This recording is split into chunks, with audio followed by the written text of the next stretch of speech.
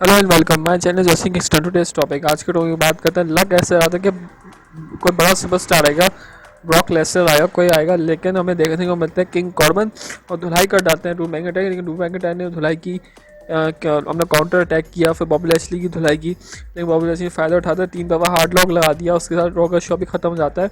मतलब अजीब मजाक है, कोई बड़ा सुपरस्टार नहीं है डुली का। उसके बाद हार्ड वर्सेस का ब्रेकअप हो गया है। पता नहीं लग ऐसे रहा था कि इनकी ज़्यादा चलेगी, इनकी दोस्ती चलेगी, लेकिन ऐसा नहीं हुआ। जल्दी से ख़त्म कर दिया क्योंकि बॉबी लैशली को तगड़ा दिखाने के चक्कर में कि ये सब उनको हटाएगा, एलेक्जेंडर और शेल्टन बेंजामिन को। रिटिवेशन का ये हाल मुझे लग रहा है, रिटिवेशन की कॉपी लग रही है मुझे। अब देखते हैं क्या होता है। उसके बाद बात कर लेते हैं शेमस और मैट रिडल का मैच। उनकी शेमस जीत गए हैं बड़ी विक्ट्री से और उनका मैच ऑफिशियल हो गया रेसलमेनिया में। उनका यूनाइटेड स्टेट्स चैंपियनशिप काफ़ी मज़ा आया और ब्रॉन स्ट्रोमन शेम का वही वाहियत सा शो था, मज़ा नहीं है। रैंडी ऑर्टन हमें बैक स्टेच हमें देखने को मिलते हैं, तो फीड भी हमें बैक स्टेच हमें देखने को मिलते हैं और बहुत कुछ है। द मिस और बैड मनी का सेगमेंट भी हमें देखने को स्टार्ट करा। सबसे पहले हार्ड बिजनेस का 4 मेंबर्स आते, Bobby Lashley, Alexander, Shelton Benjamin और अपना क्या कहते हैं, ये सब अब MVP आते हैं, तीनों आते हैं। वो कहते हैं, बॉबी लैशली कहते हैं तुम्हें लास्ट वीक में आने की क्या जरूरत थी, मैं सब कुछ हैंडल कर लेता हूँ। देखा भाई, अब तुम्हारे पास तो कुछ है भी नहीं, रॉ टैग टीम चैंपियनशिप से निकल गई और तुम हैंडीकैप मैच भी हार गए तुम, और तुम रेसलमेनिया भी नहीं आ सकते। तुम लोगों को कोई फ़ायदा नहीं है।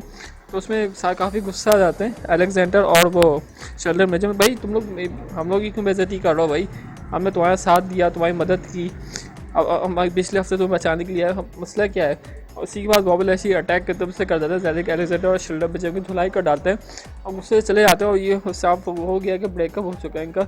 अब लोग कह रहे थे कि 2-3 साल बहुत अच्छी रेवोल्यूशन DX की तरह चलेगी हार्ड बिजनेस। लग तो ऐसी ज़्यादा रिटिवेशन का जैसे ख़त्म किया वैसे हार्ड बिजनेस ख़त्म किया।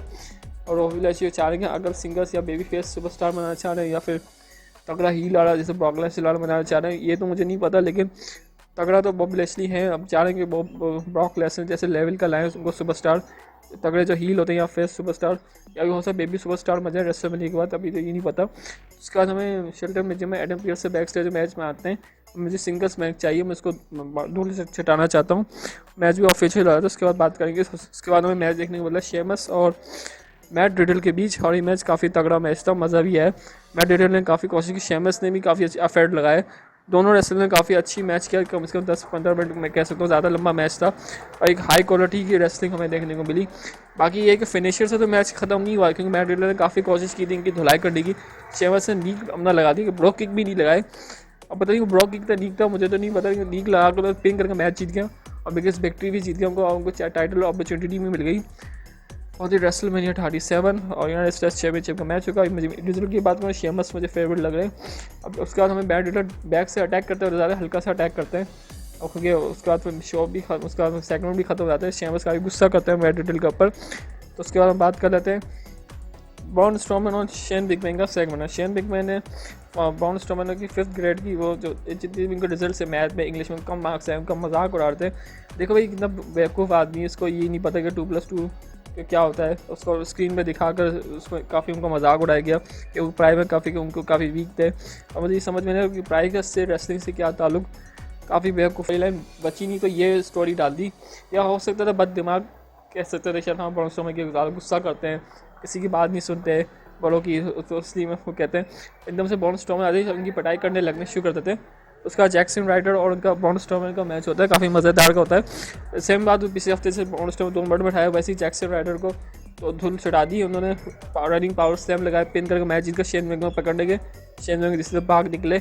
अब काफ़ी मज़ा भी आया सेगमेंट देखने में क्योंकि अब बॉन स्ट्रोमन कहते हैं शेन मैकमैन से, देखिए तुमने कहा ना जो जीतेगा वो स्टिपुलेशन चूज़ करे, क्योंकि मैं जीतूँगा, मैं चाहता हूँ स्टील कैच मैच हो रेसलमेनिया 37। अब मुझे ऐसा लगा स्ट्रीम या no holds barred steel cage match होगा। अब ये नहीं पता हेल इन अ सेल भी हो सकता है, स्टील कैच की मतलब तकदीर हो सकती है। और मुझे लगता है कि ये तगड़ा मैच होने वाला है। अपना रेसलमेनिया 2 में होता है हॉक होगन से, मुझे याद नहीं कि कौन अपोनेंट थे। अब इसका रेसलमेनिया 37 में होने वाला, अब देखने के तगड़ा मैच होगा। तो उसके बाद हम बात कर लेते हैं बॉबी लैशली और शेल्टन बेंजामिन की। और ये मैच भी कमाल है। शुरू में शेल्टन बेंजामिन ने काफ़ी इनकी कोशिश की धुलाई करने की, लेकिन बॉबी लैशली बहुत स्ट्रॉन्ग है और वैसे ही उनकी फिजिक्स काफ़ी तगड़ी है। उसका एलेक्जेंडर ने काफ़ी छेड़छाड़ करने की कोशिश की बॉबी लैशली को, लेकिन कुछ उसका ज़्यादा कोई फ़ायदा नहीं हुआ। मैं इसके बारे में 5-10 मिनट का मैच होगा, कोई मुश्किल नहीं होगा। बॉबी लैशली ने काफ़ी धुलाई कर डाली, उसके बाद हार्ड लॉक डाल दिया, उसके बाद शटल में जो टैप आउट करके और ये मैच भी ख़त्म हो गया और काफ़ी वो तगड़ा हमने आपको दिखाया। तो उसका हमें देखने को मिलता है कि रिकोशे से काफ़ी इनकी ड्रू मैकिंटायर बहस होती है और रिकोशे कहते हैं मैं तुम्हें हरा दूंगा, फिर कहते हैं सही से तुमसे मिलूंगा रात को। और बॉबी लैशली काफ़ी बहुत चाह रहे हैं कि दूसरे रेसलर उकसाएँ शायद, अपने शल्टर में जब अलेक्जेंडर को दोनों बैकअप तो कर लिया। अब चाह रहे हैं कि किसी तीसरे सुपरस्टार अपने सुपरस्टार को ना चैलेंज चपाड़ो को, ताकि उनकी मदद करें और उनका बच जाए टाइटल चैम्पियनशिप, WWE चैम्पियनशिप। उसके बाद मैं आखिर में बात करूँगा, उसके बाद हम बात कर लेते हैं एजे स्टाइल्स और ओमस और न्यू डे होते हैं और पेंटिंग वाला सेगमेंट होता है अजीब सा, पता नहीं और क्या तुम्हें इतना दमे कुछ करके और पता नहीं अजीब सा सेगमेंट था। आज तो मुझे समझ में ही नहीं आया, कभी कोई उसके ऊपर बताते हैं ग्रेड्स के ऊपर बात होती है, कभी पेंटिंग्स में होती है, अजीब अजीब तरह की। न्यू डे हमने रॉकेट वाला पेंटिंग बनाते हैं, एजे स्टाइल्स सन वाला रॉकेट बनाते हैं।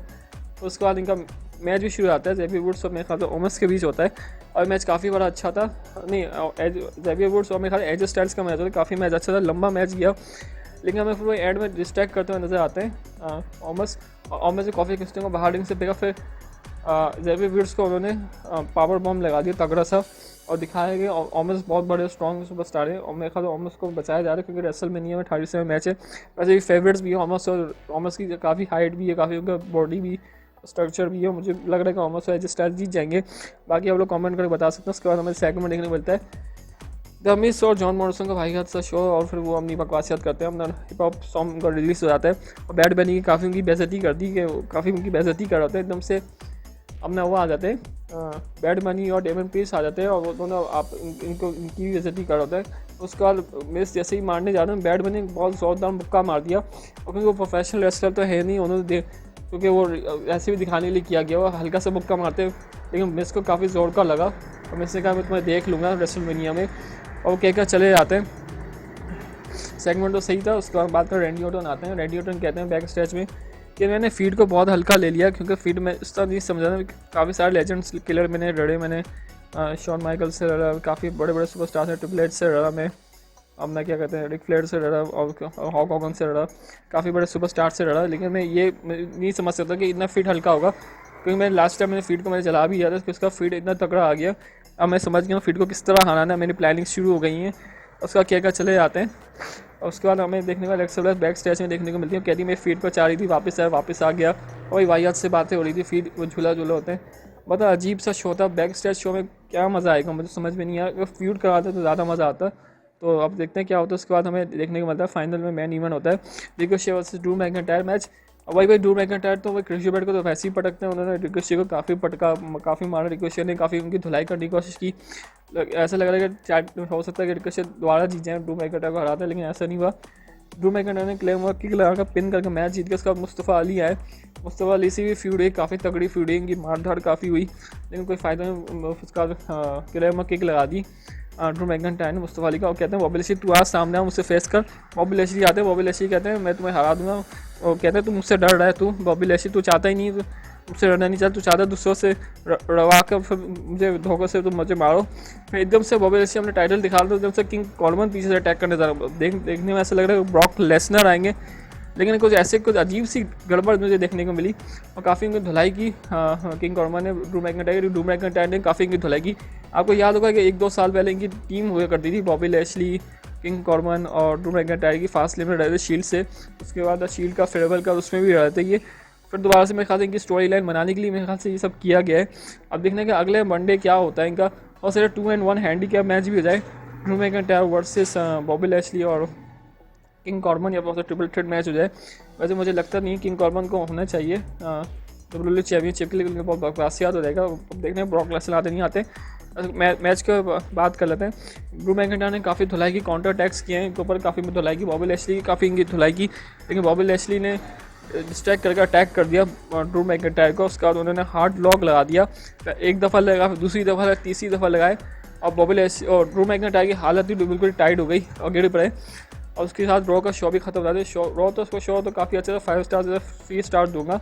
वैसे आप लोग कमेंट करके बताते हैं रॉ का शो कैसा था। अब देखने के रेसलमेनिया की फ्यूड कैसे होती है। मुझे सबसे पहले फेवरेट मैच लग रहा है कि ट्रिपल थ्रेट मैच लग रहा है, Edge versus Daniel Bryan versus Roman Reigns. और उसकी प्रेडिक्शन की बात कर लेता हूँ, इसमें मुझे फेवरेट अभी रोमन रिंग्स से भी दिखाई दे रहे हैं, वैसे अभी फैंस के ऊपर तो एज है, फिर उसका रोमन रिक्स और डैनियल ब्रायन है। उसका WWE चैंपियनशिप की हम बात कर लेते हैं। Drew McIntyre versus Bobby Lashley, और उसमें तो सिंपल वही रिजल्ट है, ड्रू मैकइंटायर ये मैच जीत जाएंगे। फिर शेन मैकमैन की हम बात कर लेते हैं। इसके बाद फिर मेरे ख्याल से शेन मैकमैन अगर अनाउंसर टेबल में वो पटक दें बॉन स्ट्रोमन को, तो हो सकता है कि शेन मैकमैन जीत जाए। वैसे बॉन स्ट्रोमन मुझे फेवरेट लग रहे हैं इस मैच में। तो आज के लिए बस इतना ही। तो ज़्यादा चैनल को सब्सक्राइब करें, आने वाले वीडियोज़ के लिए वेट करें। Till then goodbye, see you in next video, goodbye for everyone.